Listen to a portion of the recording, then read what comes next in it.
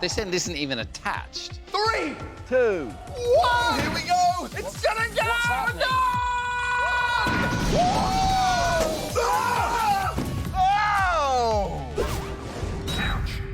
If you really want to know how much oxygen you can get out of the air we breathe, I do!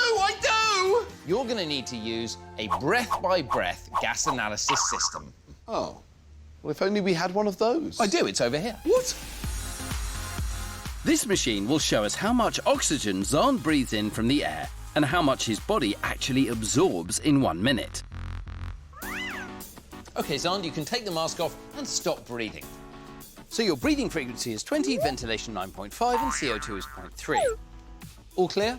No, I don't understand what any of that means. OK, perhaps I'd better explain this in terms of cans of air. Come over here, Zand. Now, the machine told us that in 1 minute, you breathed 9.5 litres of air. That's the equivalent of these 27 cans. Brilliant! I've always wanted 27 cans of air, so I get to keep all these cans. No, Zand. Air is only 20% oxygen. The rest is made up of other gases like nitrogen and carbon dioxide. So, in fact, of these 27 cans, only these 6 have oxygen in them. So I'll just take these ones away. Great! So I get to keep 6 cans of oxygen. No, because your body can't soak up oxygen that quickly. The machine shows that in 1 minute, you only absorb 1 can's worth. One lousy can? Well, this is completely useless. What am I meant to do with one little can of oxygen? Well, actually, Zand, you would be amazed at what your body can do with 1 can's worth of oxygen. Come on, Zand, I'll show you. Oxygen is used in chemical reactions in your body to create energy. You need energy for everything you do. Walking, eating, And skipping. yes, Zand. So, do you want to see how oxygen helps to make energy? Yes, please. Good. Let's blow stuff up. Firstly, I filled this balloon with hydrogen because it's a gas that burns well in air without extra oxygen, so you can see the difference later. Oh! Whoa! What do you think of that, Zand? That was really good. It was really good. Look, I don't want to hurt your feelings, but it wasn't great. Well, that, Zand, is because I didn't add your little can of oxygen. And you really think this little can of oxygen would make a difference? Yes. At the moment, the hydrogen can only burn using the oxygen in the air around the balloon. If we put that can of oxygen inside the balloon, everything will happen a lot quicker. OK, in 3, 2, 1. Oh! That was great! That's amazing! Just from adding that tiny amount of oxygen. In your body, of course, you don't have an explosion. But the fact you do have lots of oxygen in your cells means that all the reactions happen very efficiently and quickly and release lots of energy. You know what this means, Chris? What's on? We should add a lot more oxygen, like 10 minutes worth. Are you ready? I'm ready. 3, 2, 1.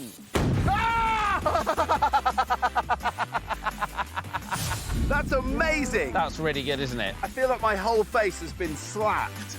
Very, very powerful shockwave.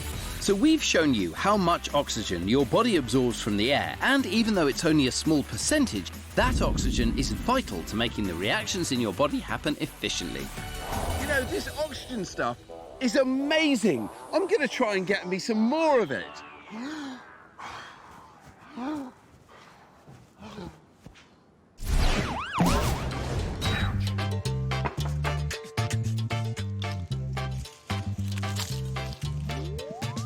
Oh, Zand, what are you doing? You know that I've expressly forbidden you from burping in the lab. No, Chris. Today, I am allowed to burp because today's lab is all about burping. Burping is something we all do, no matter who you are, and there's even a medical name for it, eructation.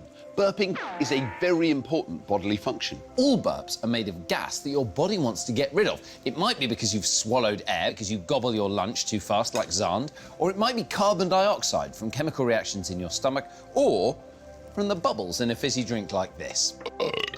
Now, the rumbling sound of a burp is caused when gas escapes through your esophagus or food pipe. Now, the internet says that the sound actually comes when it passes over a very important body part just here in your throat called the epiglottis. This stops food from going into your windpipe when you swallow. But we don't think that the internet is actually correct. So we want to find out, where does the noise of a burp actually come from, and what would happen if you didn't burp at all? Let's find out.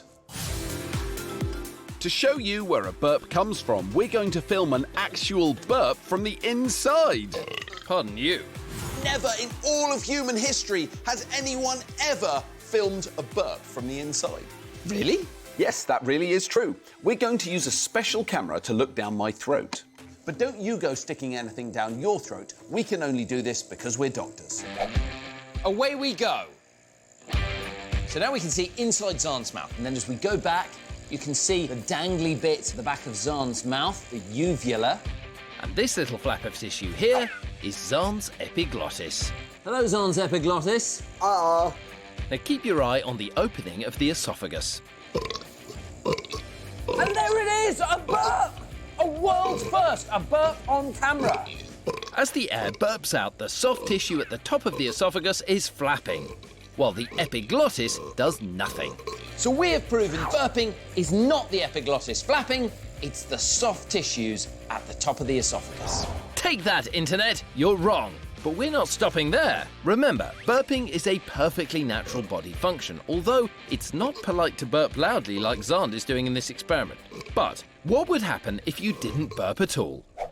Well, Chris, put these on and I'll show you. Because I am about to introduce you to a fearsome new machine. Meet Dr. Zahn's amazing eructation machines. Ta-da! Well, show me how it works. Here we have kitchen vinegar. We're going to take this and pour it through here. Now, in the model, this bit represents the back of your throat, and the food is going to flow down the esophagus, the food pipe, into our stomachs. These balloons contain bicarbonate of soda, which will react with the vinegar and produce gas, and we will get burping. So how does it work? Let me show you. The liquid goes down the throat into the esophagus, and this is what happens when you drink. Your esophagus fills up. We close that valve at the top, which is what happens when you swallow. And then we open this valve, the esophageal sphincter, and we let the food into the stomach. And then we can see it already, gas bubbling up, the chemicals in the food reacting with the chemicals in the stomach. You can feel a bit of rumbling. You can feel a burp coming. You relax this valve at the top, which is the cricopharyngeus muscle, and... Ooh. That is excellent. But you asked me what would happen if you couldn't burp, and now we're about to find out. So get your vinegar and pour it in the top. Now, let the food into the stomach. We can see the gas. Gas is coming out of the stomach, but it can't escape the closed valve at the top of the esophagus. If you can't burp, it means that none of the gas can escape upwards, and so it builds up in the stomach. You would be getting very uncomfortable right now if that was your real stomach. Zahn, I'm going to add more blue vinegar. Chris, it wasn't designed to withstand this kind of pressure. More gas means more pressure. Here he goes. Oh, Zahn. Oh, here we go. It's gonna go. happening? Ah! Wow! That was amazing. So we've shown you where the burping noise comes from and how important burps are for getting rid of unwanted gases. Now, my fake stomach here has exploded. But don't worry, if you don't burp, you won't actually explode. You might feel a bit bloated and uncomfortable, but eventually the gas goes through your intestines and you pass it out the other end.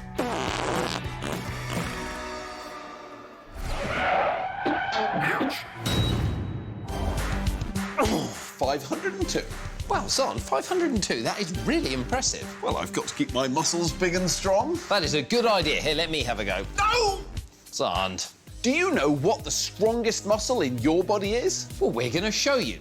Now, what we're going to need for this, Zahn, is someone really, really strong. Have you got anyone in the cupboard? Let me think. Oh, I've got the perfect person. Tiny! Sideways, Tiny. I've told you, sideways. All right, Doc. Oh, hi, Tiny. Now, you might remember Tiny from Series 1. He lifted me above his head. Meet Tiny from Tottenham. Yeah, we've already met. Now, as you can see, Tiny has lots of big muscles all over his body. But which of his muscles do you think is the strongest? The bicep? It's a good guess, Zand. They're some of the biggest biceps in Britain, but they're not the strongest muscles in his body. How about the gluteus maximus? That is strong, but for its size, it's actually his jaw muscle, or to use its proper name, the masseter. Your jaw has 4 main muscles that help it move up and down. All 4 work together to move the jaw down, but it's just the mighty masseter that pulls it back up. It allows your jaw to exert enough power to chew through super tough foods, and so for its small size, it's the strongest muscle in your body. Now, you can feel your masseter at home if you touch the side of your face here like this and slowly clench and open your teeth. You should feel it popping out the side of your jaw. Can you feel it, Zand? Tiny? What are you up to? I'm almost there. Well, that was closer than it looked. We'll have a rematch soon, Tiny. Thanks for coming in. Well, I'll be off home then. All right. Thanks, Tiny. So, now we know what the strongest muscle is, but why don't we put it to the test to find out just how powerful it really is? And for this, I need... The bite force meter. Its job is to measure the power of force applied to it, so we can test the strength of my jaw. Zand, how strong do you think your jaw is? Strong. Not as strong as my hands, but still strong. OK, Zand, well, let's put that to the test. It's time for Battle of the Bite Force. Now, Zand, squeeze that as hard as you can between your hands. Squeeze! The force is being measured in pressure, equivalent to kilograms applied to the sensor. 3.8, 4.2, 4.7. Must be some kind of world record, I would think. Well, let's see. Now I'm going to put it in my mouth and you can read off the number. Don't you try this dangerous scientific experiment. We can because we're doctors. Bite! 28, 30.5. That is amazing! Wow! Chris's jaw is 6 times stronger than my entire upper body. And in fact, Zand, my jaw's even stronger than that. If my teeth were made of steel and wouldn't break, I could squeeze up to 55 kilos. To demonstrate how strong your jaw is, we're going to show you what its strength could do to everyday objects. So we're going to need these: A can of pop, a glass, and a mobile phone. Ooh, that looks just like my mobile phone.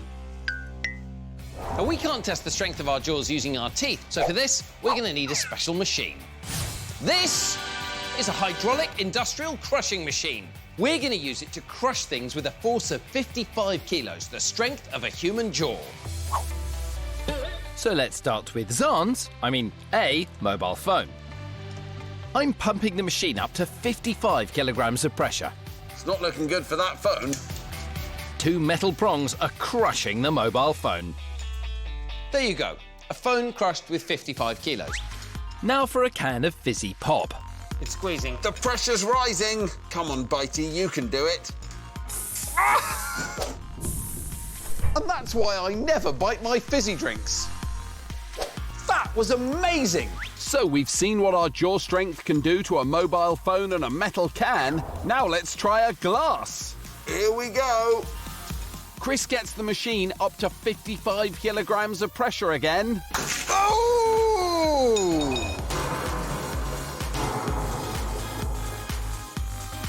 There we go. A force of 55 kilos applied to a glass. All I can say is very lucky we were wearing the safety equipment.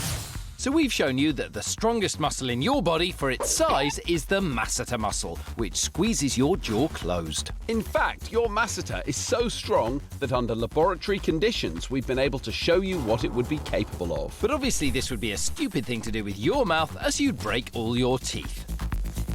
That was so amazing. I'm going to phone Mum and tell her about it. And where's my mobile phone?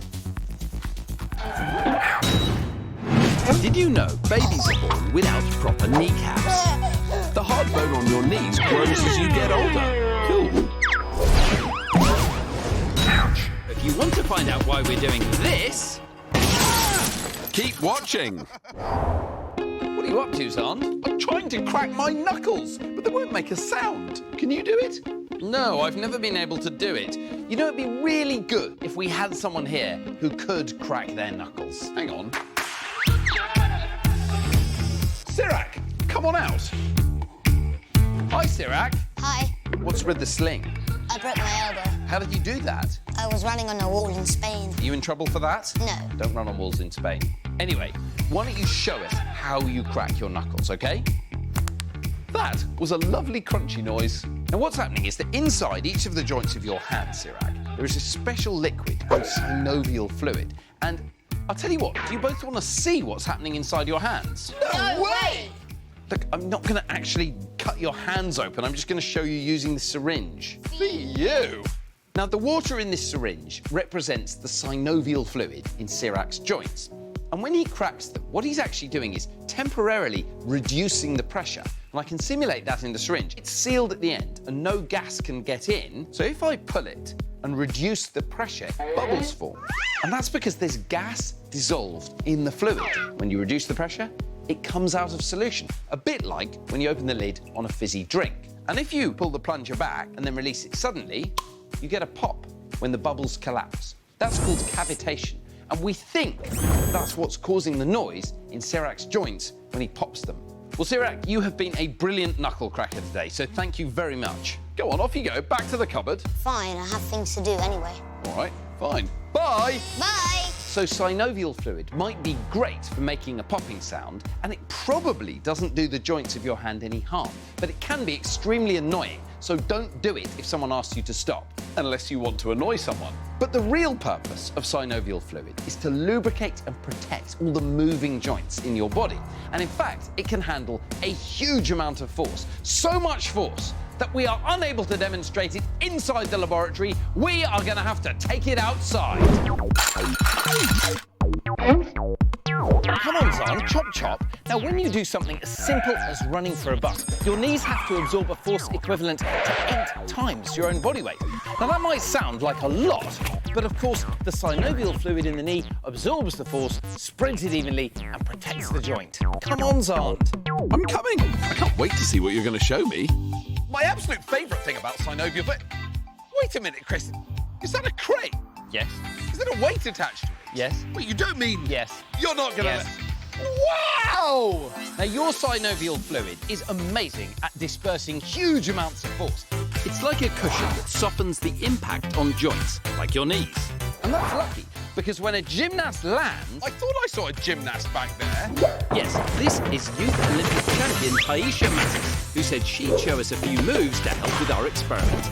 So when Taisha lands, up to 12 times her own body weight goes through her knees. And we're going to show you what that kind of force looks like by dropping a weight onto this car. Now, the weight and the distance of the car have been specially calculated to exactly represent the force that goes through Taisha's knees. But unlike Taisha, this car has no synovial fluid. Are you ready, Zan? I was born ready. This is all in the name of science. Scientific synovial fluid experiment, go! 3, 2, 1, drop!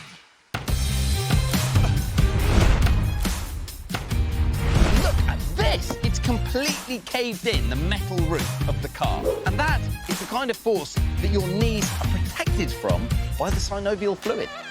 But I tell you what, I'd be very interested to know the kind of forces involved if a gymnast was built, you know, more like me. Well, that's easy to do, Zan. We just need to raise the weight higher to see the greater force that would go through the knees of someone heavier. You ready? Ready? 3, 2, 1, drop!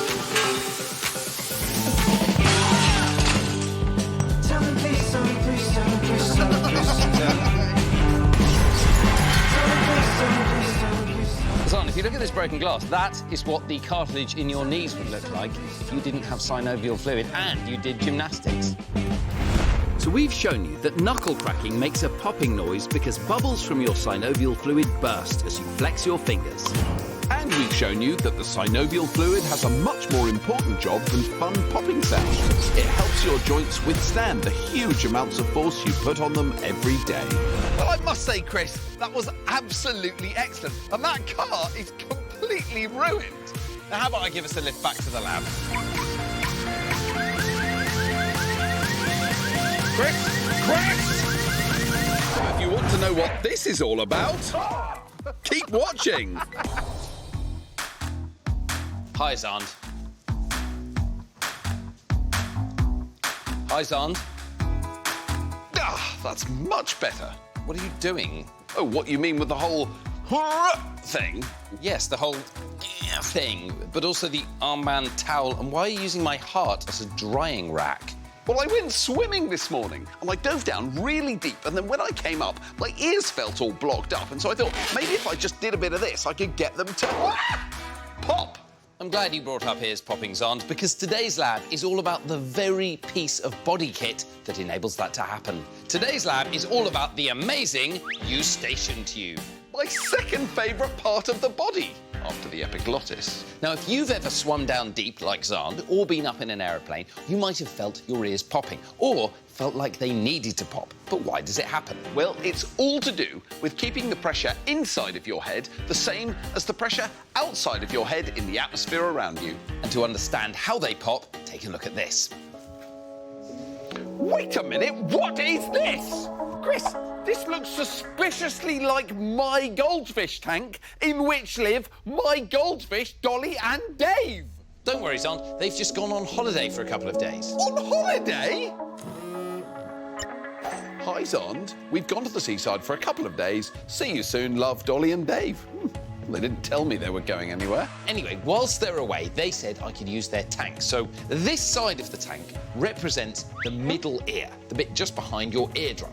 And this side of the tank represents the outside world. And the water in the tank represents air pressure. There's high pressure in the outside world and low pressure in the middle ear. And this type of imbalance is really uncomfortable because the pressure pushes on the eardrum. And this is where your eustachian tube springs into action. Like this.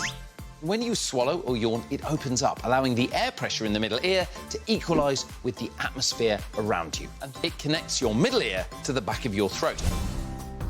But don't just take our word for it. We're going to show you where the opening to the eustachian tube is and what it looks like using this camera. I'm going to put it right to the back of my mouth, past the dangly bit. The uvula. Then I'll hook it over my soft palate and push it forward through my nose. The Operation Ouch sticker, that should be the opening to Zand's eustachian tube. Now, we've never done this before, and I don't know if it's going to work, but we're going to give it our best shot. We can only do this because we're doctors. Right, Zand, insert the camera. The camera's now going through Zand's mouth. See the lab here. He's got the camera showing back at the lab. Now we're right at the back of Zand's mouth, and that there is the entrance to Zand's eustachian tube. That is an amazing view. There we go. We've actually found it. Wow. And if I shine this light up Zand's nose, it shows you where the eustachian tube is in relation to his nostrils. What do you think, Zand? Oh! So now you know where it is and how it works. But what would happen if it wasn't there at all? Well, let's find out. To the ouch roof! It's just the roof of the lab, Zand. Ouch roof. This is an oil drum. Yes, but for the purposes of our experiment, let's call it the middle ear. That's this bit between the ear canal and the eustachian tube. OK, can we get on now? Yes. In the bottom of the drum is some water being heated by a burner and being turned into steam. This hole in the top of the drum represents your eustachian tube. So, with the top of the drum open like this, it represents what's going on inside your ear. The eustachian tube is equalising the pressure inside the ear with the pressure outside. But what would happen if this middle ear didn't have a eustachian tube? Well, we're going to show you. By putting the lid on the top of the oil drum, Chris is creating the same effect as if your eustachian tube wasn't working. We're going to cool down the outside of the drum, creating an imbalance between the pressure on the outside of the ear and the pressure on the inside. Just like what happens when you dive down deep or land in an aeroplane. So can you guess what will happen? Ready?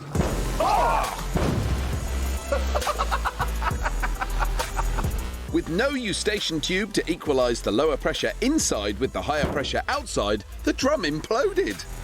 And that's why you need a eustachian tube. And what's amazing about this is a hard steel drum. It's not soft at all. And yet it has been completely crushed by the atmospheric pressure. So without a eustachian tube, your body wouldn't be able to equalise the pressure between your middle ear and the atmosphere. We've shown you just where your eustachian tube is and why it's there. Without this incredible piece of body kit, you wouldn't be able to pop your ears, equalising the pressure inside with the pressure outside.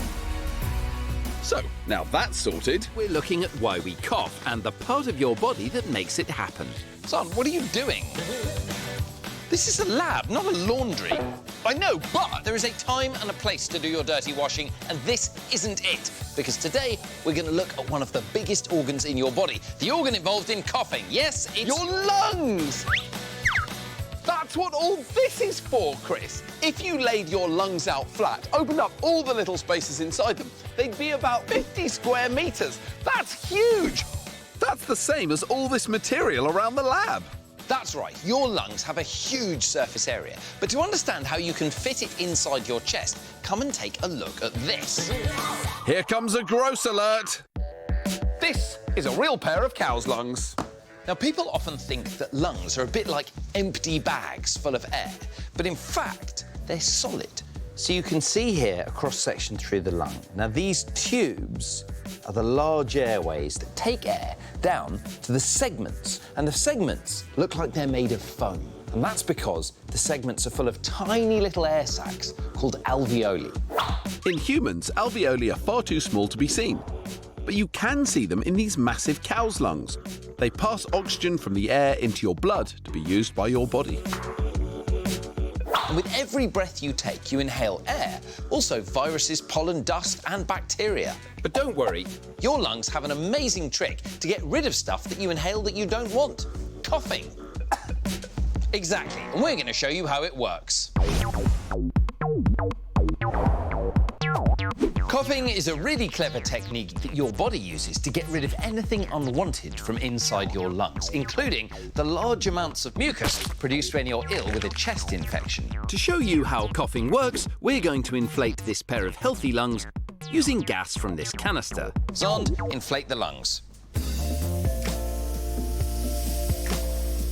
This is awesome. We've never done this before. Even at medical school, we never saw lungs inflated outside of a body. So here, where the lung's gone white, these alveoli are fully inflated. Wow. This is one of my favourite experiments ever, I think. These lungs are a lot like your lungs, but a bit bigger. They're actually about 6 times bigger. All right, Zand, turn off the gas and let's breathe out.